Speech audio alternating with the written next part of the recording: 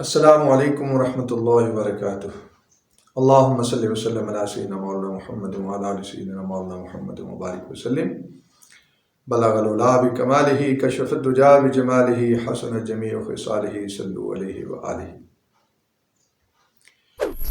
آج ہم صلاۃ التسبیح یعنی تسبیح والی نماز کا ذکر کریں گے، اس کی فضیلت اور اس کو ادا کرنے کا طریقہ ہم آپ کو بتائیں گے۔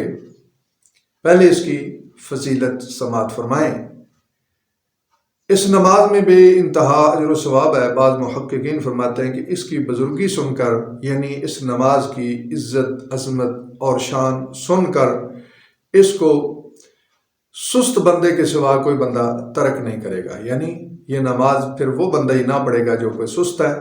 جس بندے میں سستی نہیں ہے وہ بندہ ضرور اس نماز کو ادا کرے گا۔ نبی کریم صلی اللہ علیہ وسلم نے اپنے چچا حضرت عباس رضی اللہ عنہ سے فرمایا، اے چچا، کیا میں تم کو عطا نہ کروں؟ کیا میں تم کو بخشش نہ کروں؟ کیا میں تم کو نہ دوں، تمہارے ساتھ احسان نہ کروں؟ 10 خصلتیں ہیں کہ جب تم کرو تو اللہ تعالیٰ تمہارے گناہ بخش دے گا۔ اگلا پچھلا، پرانا نیا، جو بھول کر کیا، جو قصدن کیا، چھوٹا بڑا، پوشیدہ ظاہر، سب گناہوں کو معاف فرما دے گا۔ اس کے بعد سرکار دو عالم صلی اللہ علیہ وسلم نے صلاۃ التسبیح کی ترکیب یعنی طریقہ کہ کس طرح سے صلاۃ التسبیح ادا کی جائے یہ بیان فرمایا۔ تو سرکار دو عالم صلی اللہ علیہ وسلم کے ان الفاظ سے یہ پتہ چلا کہ صلاۃ التسبیح ایسی نماز ہے کہ نئے پرانے اگلے پچھلے ظاہر پوشیدہ ہر طرح کے گناہوں کو معاف کرنے کا ذریعہ ہے یہ نماز کہ اللہ رب العزت معاف فرما دیتا ہے۔ حضرت محترم فرمایا اگر تم سے ہو سکے تو ہر روز ایک بار پڑھا کرو، اگر روز نہ پڑھ سکو تو ہر جمعہ میں ایک بار پڑھو، اگر یہ بھی نہ کر سکو تو ہر مہینہ میں ایک بار پڑھو، اگر یہ بھی نہ کر سکو تو سال بھر میں ایک بار پڑھو، اگر سال میں بھی ایک بار نہ پڑھو تو کم از کم زندگی میں ایک بار ضرور اس نماز کو ادا کر لو۔ اب اس کی فضیلت کا کچھ اور معاملہ سامنے آ گیا کہ زندگی میں کم از کم ایک بار ضرور پڑھیں، ہر روز پڑھیں، اور اس کا بہتر وقت جو ہے وہ ہے نماز ظہر سے پہلے۔ اللہ رب العزت ہم کو توفیق عطا فرمائے کہ ہم کثرت کے ساتھ نماز ظہر سے پہلے، جمعہ کے دن نماز جمعہ سے پہلے اس نماز کو ادا کیا کریں، جیسا کہ سرکار دو عالم صلی اللہ علیہ وسلم کی یہ خواہش تھی کہ اس کو روز ادا کریں۔ روز ادا نہیں کر سکتے تو پھر ہفتہ میں ایک بار، یعنی پھر ہفتے میں نہیں تو کم از کم مہینے میں ایک بار، اگر مہینے میں نہیں تو سال بھر میں ایک بار۔ تو الحمدللہ ہم تو رمضان مبارک میں اس کو بہت اہتمام سے ادا کرتے ہیں، تو یہ تحدیث نعمت کے طور پر ہے، ورنہ اپنی عبادات کو، اپنی نیکیوں کو ظاہر کرنا اور شائع کرنا اس کا کوئی مقصد نہیں ہے، نہ ہی کسی بندے سے اس کا اجر لینا ہے۔ جس ذات کے لیے نماز ادا کی جاتی ہے اجر و ثواب وہی عطا فرماتا ہے۔ بس ایسے یہ بات میرے منہ سے نکل گئی۔ اب صلاۃ التسبیح کا جو طریقہ ہے وہ سمجھتے ہیں۔ صلاۃ التسبیح کی 4 رکعتیں ہیں، یعنی اس نماز کی 4 رکعتیں ہیں، اور ان کو کھڑے ہو کر پڑھنا ہے، یعنی ہر رکعت کھڑے ہو کر، جیسے فرض نماز کھڑے ہو کر پڑھتے ہیں، نوافل کی طرح بیٹھ کر پڑھنے سے اس کو جو ہے اختیار نہ کیا جائے۔ کھڑے ہو کر آپ نیت یوں کر سکتے ہیں کہ 4 رکعت صلاۃ التسبیح محضر خانہ کعبہ، کیونکہ نوافل میں نہ تو وقت کی قید ہے اور نہ باجماعت، نوافل اکیلے ہی پڑھے جاتے ہیں، تنہائی پڑھے جاتے ہیں۔ یوں نیت کر کے نماز شروع کر لیں گے، اور آپ نے سورۃ فاتحہ شروع کرنے سے پہلے پہلی رکعت میں ثنا پڑھی جائے گی۔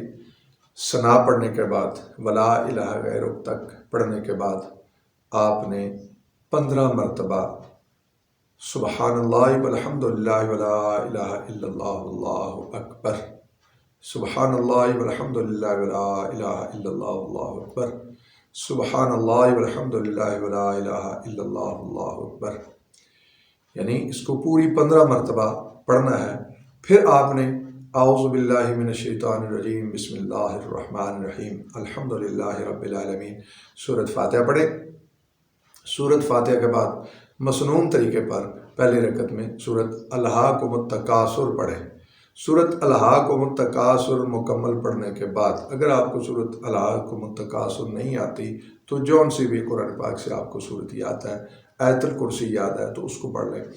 تو اس کے بعد آپ نے 10 مرتبہ رکوع جانے سے پہلے سورۃ فاتحہ شروع کرنے سے پہلے 15 مرتبہ سورۃ الحمد شریف اور اس کے بعد کوئی سورت پڑھنے کے بعد 10 بار پھر پڑھنا ہے۔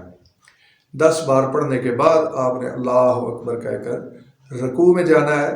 رکوع میں کم از کم 3 مرتبہ سبحان ربی العظیم یا 3 سے زیادہ مرتبہ جتنا بھی آپ پڑھنا چاہیں پڑھ کر پھر آپ نے تسبیح کے بعد 10 مرتبہ پھر یہی پڑھنا ہے، سبحان اللہ والحمدللہ ولا الہ الا اللہ واللہ اکبر۔ 10 مرتبہ پڑھنے کے بعد پھر آپ نے سمع اللہ لمن حمدہ کہہ کر کھڑے ہو جانا ہے اور پھر آپ نے اللہم ربنا ولک الحمد یہ پڑھنا ہے۔ اس کے بعد پھر آپ نے 10 مرتبہ سبحان اللہ والحمدللہ ولا الہ الا اللہ واللہ اکبر پڑھنا ہے۔ پھر آپ نے اللہ اکبر کہہ کے رکوع میں جانا ہے، تو رکوع میں اللہ اکبر کہہ کے آپ نے سجدے میں جانا ہے، تو سجدے میں تسبیح پڑھنے کے بعد پھر آپ نے 10 مرتبہ پڑھنا ہے۔ پھر پہلے سجدے سے اللہ اکبر کہہ کر اٹھ کر دونوں سجدوں کے درمیان جو بیٹھا جاتا ہے اس بیٹھنے میں پھر 10 مرتبہ پڑھنا ہے، اور پھر دوسرے سجدے میں پھر آپ نے 10 مرتبہ پڑھنا ہے۔ تو یہ ٹوٹل آپ کی ہو جائے گی 75 بار، یعنی سورۃ فاتحہ سے پہلے 15 مرتبہ، سورۃ فاتحہ اور کوئی سورت پڑھنے کے بعد رکوع جانے سے پہلے 10 بار، پھر رکوع میں 10 بار، رکوع سے کھڑے ہو کر 10 بار، پہلے سجدے میں 10 بار، سجدے میں اٹھ کر بیٹھ کر 10 بار، پھر دوسرے سجدے میں 10 بار، یعنی یہ 7 مقام ہو گئے، اور 7 میں سے جو سب سے پہلا مقام سورۃ فاتحہ سے پہلے ہے وہ 15 بار، باقی ہر جگہ پر 10 بار آپ نے پڑھنا ہے۔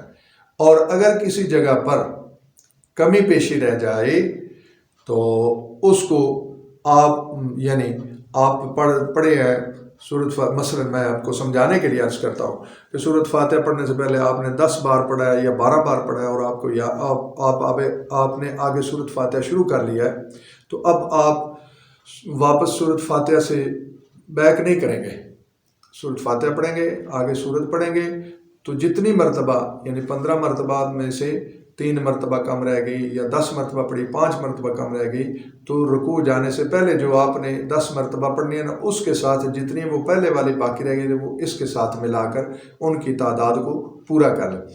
اور اگر رکوع میں جانے سے پہلے بندہ بھول گیا کہ پھر رکوع میں جا کر یاد آیا اوہ میں نے تو رکوع میں جانے سے پہلے 10 مرتبہ پڑھنی تھی تو وہاں بھول گیا، تو پھر کیا کرے کہ رکوع میں 20 مرتبہ پڑھ لیں۔ اگر رکوع میں پڑھنا بھول گیا ہے، پہلے والی ساری پڑھی ہیں، تو پھر رکوع سے کھڑے ہونے کے بعد جو ہے یعنی جو پچھلی کسی جگہ پر رہ گئی تھی اس سے جو اگلا مقام ہے جہاں پر پڑھنی ہے وہ پچھلی تعداد وہاں پر پوری کر لیں۔ اگر ساری چھوڑی ہے تو ساری وہاں پر پوری پڑھ لے، یعنی اگر 10 رہ گئی ہیں تو 10 کی 10 بھی یہاں ساتھ شامل کر سکتا ہے۔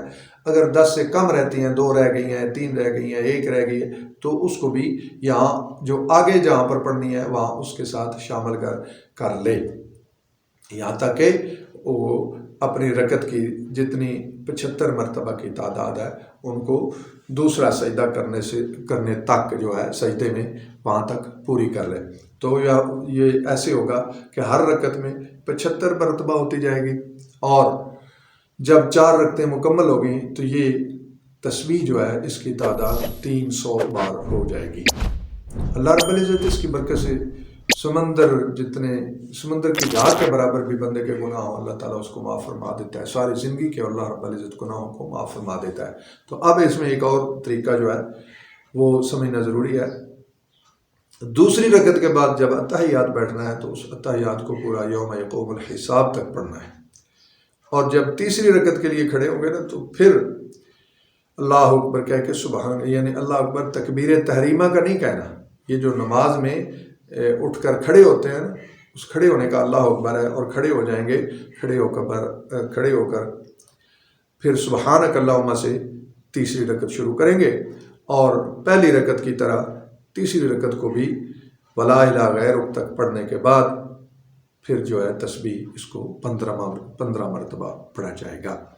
یہاں پر چارٹ بنا کر بھی میں اپنی ویڈیو کو جو ہے نا اینڈ میں لگا دوں گا، تو انشاءاللہ العزیز آپ کو آسانی رہے گی۔ آخر میں آپ کو ایک بار پھر بتا دوں کہ سورۃ فاتحہ سے پہلے 15 مرتبہ، سورۃ فاتحہ اور کوئی سورت ملانے کے بعد 10 مرتبہ، رکوع میں 10 مرتبہ، رکوع سے کھڑے ہو کر 10 مرتبہ، پہلے سجدے میں 10 مرتبہ، سجدے سے اٹھ کر یعنی دونوں سجدوں کے درمیان 10 مرتبہ، پھر دوسرے سجدے میں 10 مرتبہ، اس طرح سے یہ کل 75 مرتبہ ہو جائے گی۔